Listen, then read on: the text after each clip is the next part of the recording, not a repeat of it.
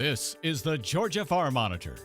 Since 1966, your source for state and national agribusiness news, and features for farmers and consumers about Georgia's #1 industry, agriculture. The Georgia Farm Monitor is produced by the state's largest general farm organization, the Georgia Farm Bureau. Now, here are your hosts, Ray DeLisio and Kenny Bergamy. Well, you picked a great time to tune into the Farm Monitor. If you're a first-time viewer, I'm Ray. He's Kenny.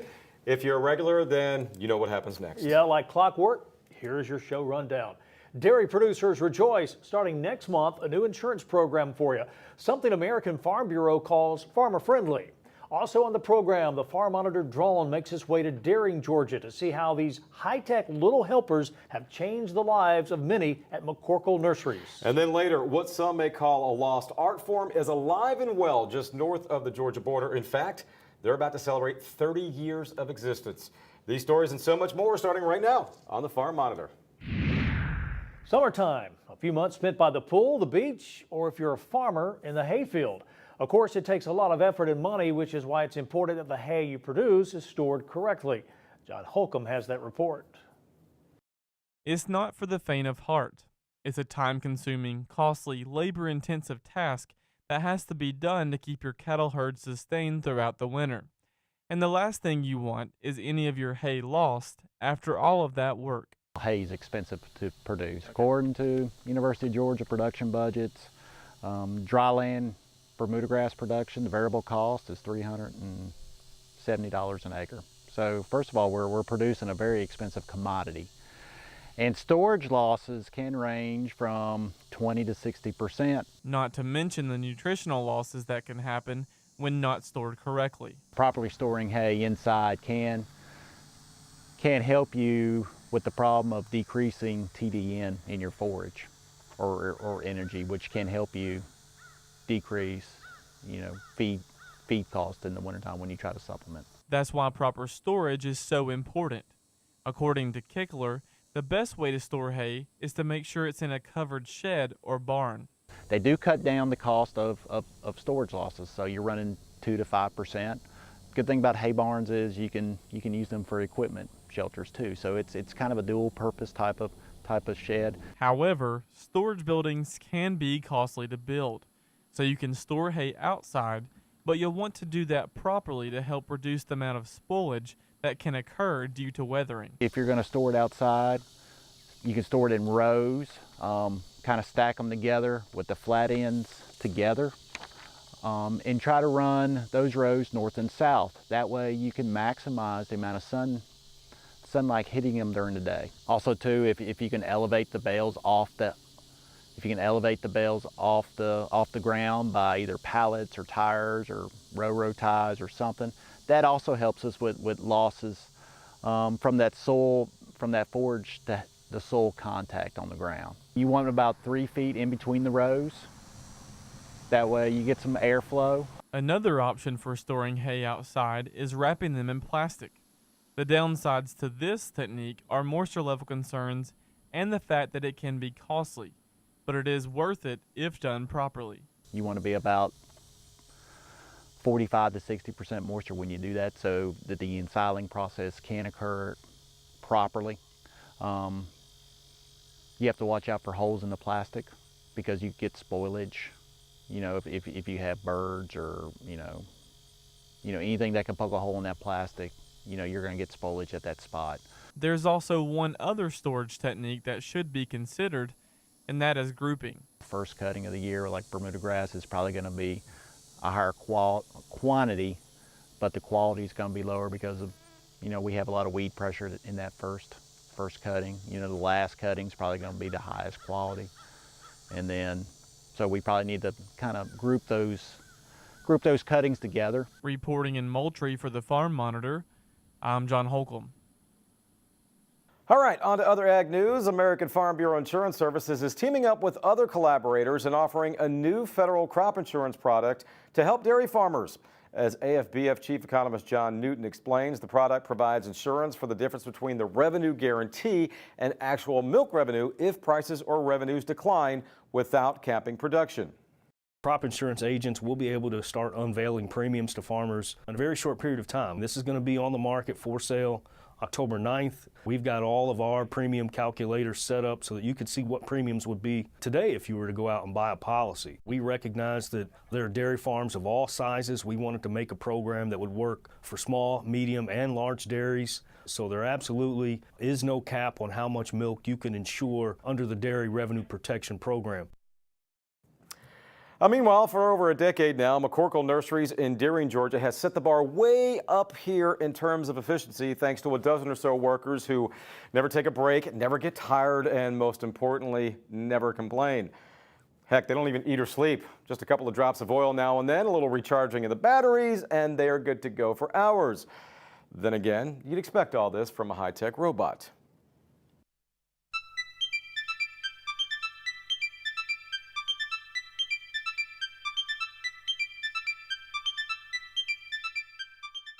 It was partially a presentation by Harvest Automation. They're the group that builds the robots, designed them, and we started out doing a demo with them. They wanted to use McCorkle's as a test bed and kind of went from there. I think originally we started out with either 3 or 4 robots, and I believe now we have 12 or 13. And Harvest Automation, it was a partnership with them, and so they provide the technology and we provide the data. They're all wireless, so they talk to, every night when they get done, they upload to Harvest Automation and they take that data on how many pots they moved, how many fits and starts, that kind of thing. So it's kind of a symbiotic relationship, I guess you could say. This year we are planning on potting, starting over 6 million plants. That's just starting, that's not what's on the ground right now. That's a lot of pots. So what the robots do is they help with that portion of the manual labor to kind of do that repetitive space and jam and free our people up to do more plant care that they need to be doing.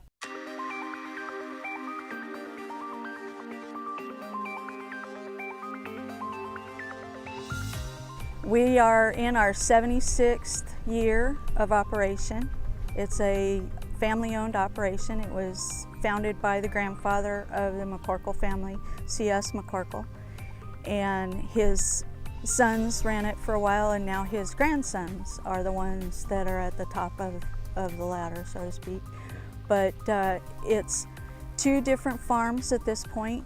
We have the main farm that where you came in at, and then this farm here is called Nils Mill Farm, and this is a newer portion of the farm. The original part is back there, but all in all, between the 2, we have almost 1,000 acres.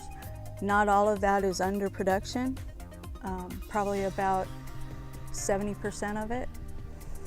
We're completely a container farm. That means we grow all of our plants in the final container that they will be sold in.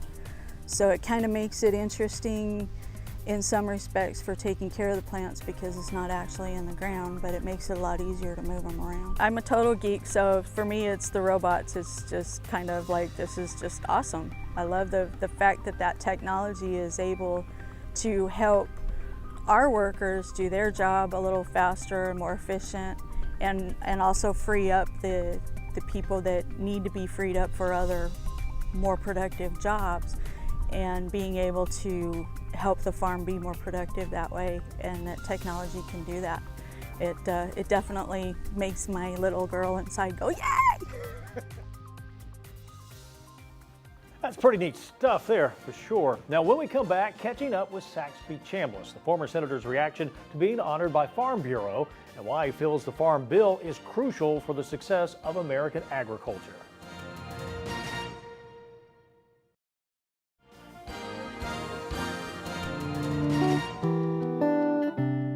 I'm Becca Turner. I'm with the Sunbelt Ag Expo, Vice President of Marketing and Public Relations. Around here, I do anything from TV to all of the media contacts that we have with any of your news sources, newspapers, magazines, do all the ad placements, Certainly do a lot of communication with our farmers, a lot of our vendors, exhibitors. I grew up on a farm for the early part of my life, and then my dad became an ag extension agent. Then he was in ag chemical sales, and so I sort of ventured down those realms. My family showed livestock all through elementary, middle, and high school. So far, the thing that I've enjoyed most about this job is getting to know all of the people, certainly the staff here at the Expo, but also the exhibitors and the vendors that we work with, whether it be on the media side or whether it be the actual exhibitors of the Sunbelt Expo. It's truly an honor to be able to work with them. Companies come here to do business, to make networking opportunities with farmers, but they also understand that the future is the youth that are coming here, and so all of the kids that come, whether it be from 4-H chapters or FFA chapters, or whether they just come with their family because they have a similar love of ag, they are really what's the future of the Expo. So this is Sunbelt Ag Expo, certainly North America's premier farm show. We have around 80 to 85,000 people that come here in that 3-day span, so it takes a lot of work. People always joke and say, well, what do you all do all year long? They think, oh, well, we just start planning in August, but truthfully, we start planning the day that the last expo is over. Events like the Sunbelt Ag Expo, like the Expo's Field Day, certainly show that people are still interested in ag, and that still ag is really the root of what Georgia agriculture in the Southeast is about. Every year, the Georgia Farm Bureau presents their Commodity Award to an individual that's had a positive impact on the agricultural industry. And over the past 2 decades, no one has supported and promoted Georgia ag in the legislative arena more than this year's recipient, former US Senator Saxby Chambliss.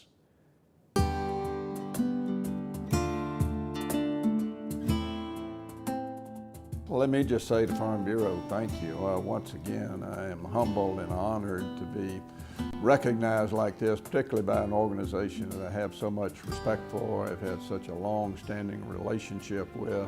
This means a great deal to me because of any number of issues, but first of all, having gone to Washington from the heart of ag country in Colquitt County, all of my friends are either farmers themselves, or they bank farmers, or they sell chemicals to farmers, or treat farmers. So agriculture has been such a huge part of my life during all of my years in Moultrie. My home county of Colquitt County has always prided itself on being the most diversified agriculture county east of the Mississippi River. So it was important for me to show the agricultural flag in DC. There are times in your life when you have to take advantage of an opportunity to give something back. And I was enjoying what I was doing then as a lawyer in Moultrie. I had a very successful practice. But this was an opportunity, I thought, to maybe give something back to the people, but just as importantly, the country that had been so good to me. And thank goodness it worked out the way it did. The problem we always have with agriculture is that 40 years ago, probably half the members of the House of Representatives came from rural areas. Today, most of the members of Congress, an overwhelming majority, come from urban areas. So those of us who do come from rural parts of the country have an obligation and an uphill battle sometimes to explain to those urban area members of Congress why agriculture is so important, why you don't just have food show up in the grocery store. There's somebody that gets up 4 o'clock every morning and milks those cows. There's somebody that grows that peanuts, cotton, wheat, corn, whatever it may be, that makes that bread or makes that milk. And those people need to be taken into consideration, and it needs to be understood by rural and urban members that their quality of life, if they're going to continue to provide the finest quality of food and fiber in the world, means an awful lot, and we've got to make sure that they're able to do that in the right way.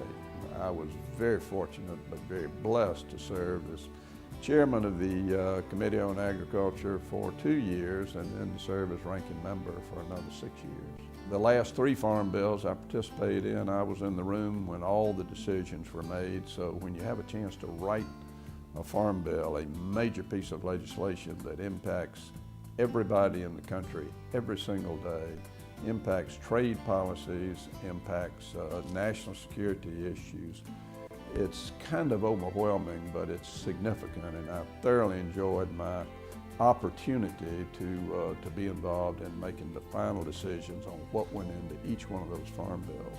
For me to be able to talk to farmers directly and for my staff to be able to engage directly on a daily basis was critically important.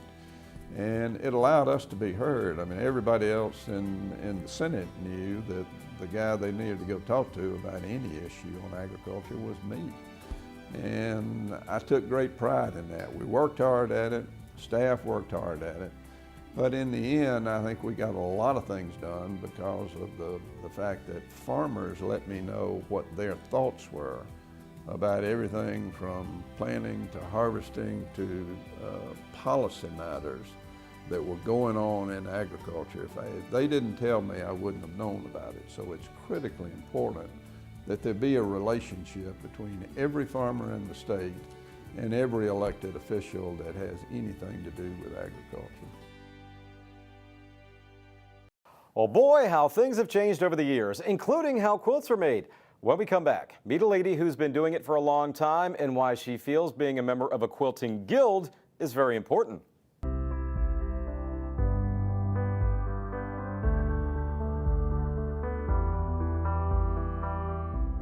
Hi, I'm Bryce Rowland. I'm currently serving as a 2018-2019 state FFA president, and I'm from the Perry FFA chapter. Being elected Georgia FFA state president was just a great opportunity, one of my favorite memories so far in life. And I think it's a big legacy because there's been some great people before me, but I also think that title of president doesn't make me any better than any FFA member or any other state officer. I'm right there with you. I'm here to serve Georgia FFA and its members, and I think that's really what that title means, is to serve. To learn more about the National FFA organization, log on to ffa.org.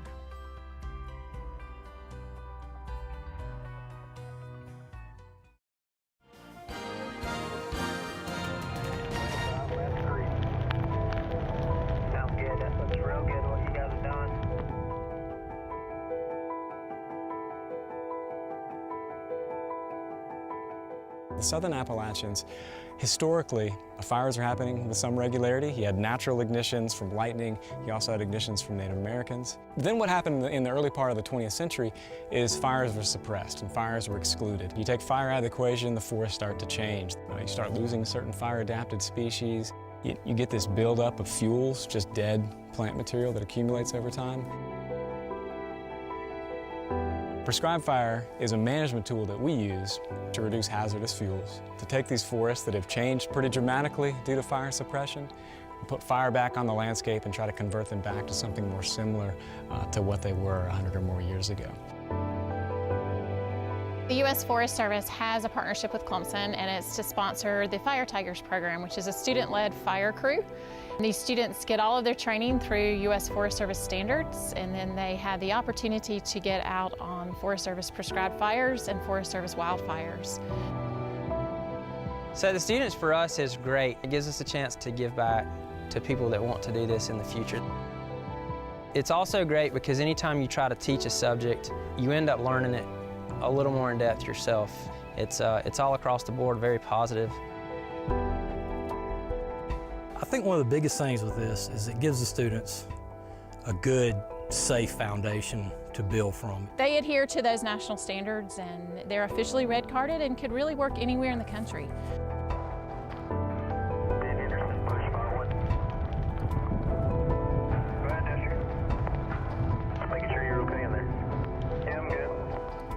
It really kind of gives you a leg up, especially when you're applying to jobs, to already be certified in this stuff, because people don't have to train you, they don't have to send you to school. You have the experience and you're ready to go.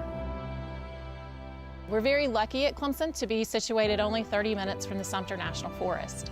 So it gives these students an opportunity to very quickly be in a Forest Service truck with their equipment on the way to a fire. And that is unique in itself because not every university that has a program similar to this has that opportunity. These freshmen and sophomores that enter into this program immediately get plugged into this great network of professionals. And when it comes time to apply for a job later on down the road, maybe with one of those agencies, those professionals are going to know, they'll be able to vouch for the quality of those students because they've been out in the field with them on the fire line. first thing in the morning or late in the evening. Once I graduate, I have connections that I can use to then get jobs and see opportunities that are out there. If Fire Tigers were around when I was, I definitely would have taken part in it. It's an opportunity to learn the skills, but it's also an opportunity for them to get a summer job and go out west and fight wildfires. It's an opportunity to make some money and get experience for them. I really love being able to take young people who love the outdoors as much as I do and to show them our craft, the ability to use fire to restore ecosystems, to enhance wildlife, to reduce fuels. It's just really neat to see them, their eyes light up in this new field to use fire in a positive way.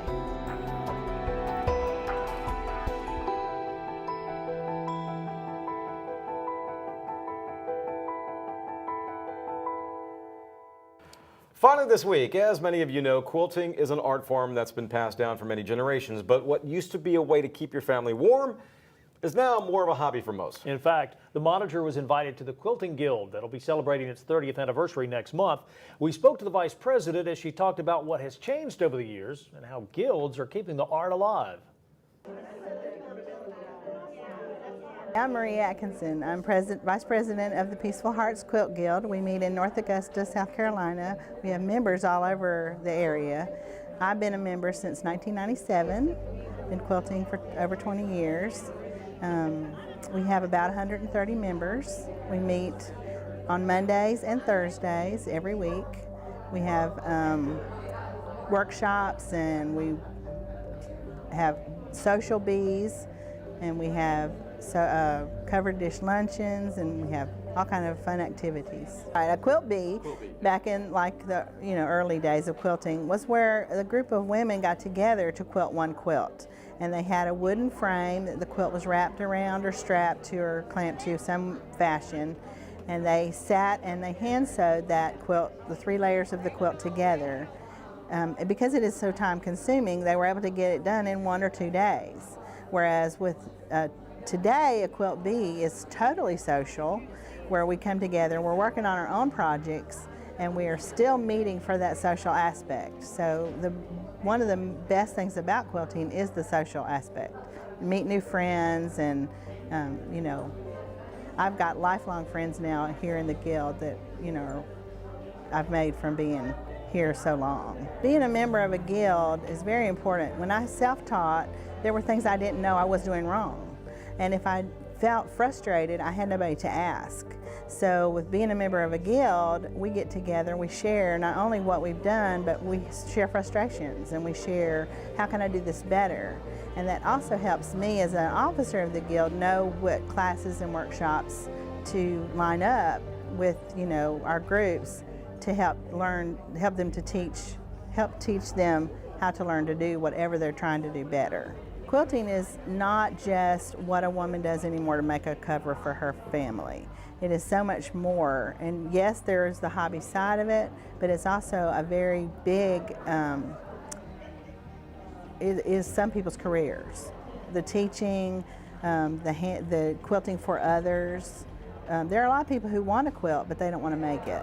So the quilters today have the opportunity to make quilts, custom quilts for people. And the tools we have today make that way more easy to do than, say, in the 70s when I started.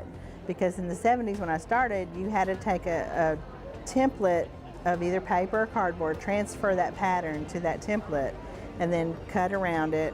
And it was very, very time consuming. Quilting is about passion. And so if you want to learn to quilt, it doesn't matter whether you're man, woman, child. I've taught children to quilt.